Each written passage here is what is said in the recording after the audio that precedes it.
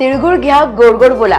मित्रांनो, माझ्याकडून आणि माझ्या एक विचार या युट्यूब चॅनलच्या माध्यमातून तुम्हा सगळ्यांना मकर संक्रांतीच्या खूप खूप शुभेच्छा. आजचा दिवस सूर्याच्या उत्तरायणाचा पहिला दिवस आहे. आज सूर्याने मकर राशीमध्ये प्रवेश केलाय आणि म्हणूनच आजचा दिवस आपण साजरा करतो.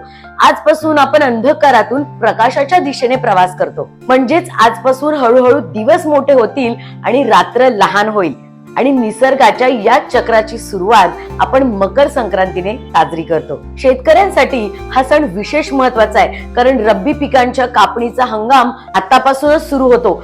आजच्या दिवशी आपण तिळगुळ घ्या, गोड गोड बोला असंही म्हणतो, कारण तीळ आणि गुळ हे आरोग्यासाठी उत्तम असल्यामुळे आजच्या आनंदाच्या आणि सकारात्मकतेच्या दिवशी तिळगुळ वाटलं जातं. मकर संक्रांती साजरी करण्यामागे अनेक ऐतिहासिक आणि सांस्कृतिक कारण देखील आहेत. महाभारतामध्ये भीष्म पितामहांनी सूर्य उत्तरायण झाल्यावरच प्राणत्याग केला होता, कारण उत्तरायण हा जो काळ आहे हा शुभ मानला जातो. संत ज्ञानेश्वरांनी या संक्रांतीच्या दिवशीच गोरगरिबांना अन्नदान करण्याचा पुण्याचा संदेश दिला होता.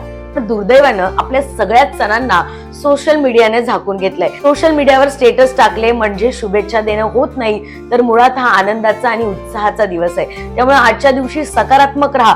गोड गोड बोला म्हणजे फक्त एखाद्याशी कामापुरतं गोड बोलू नका, तर मुळात तुमची वाणीच गोड असली पाहिजे. तुमच्या मुखातून येणारे शब्दच मधुर असले पाहिजे, ज्याने कोणाच्याही भावना दुखावल्या जाणार नाहीत.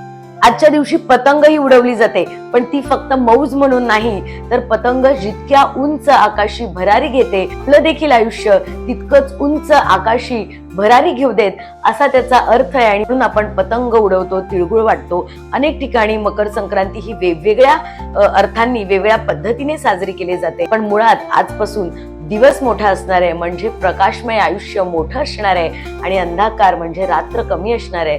त्यामुळे या सकारात्मकतेचा तुम्हीही भरभरून फायदा घ्या. मग सगळ्यांना पुन्हा एकदा मकर संक्रांतीच्या माझ्याकडून खूप खूप शुभेच्छा. जिथे कुठे असाल तिथे सुरक्षित राहा आणि हसत खेळत राहा.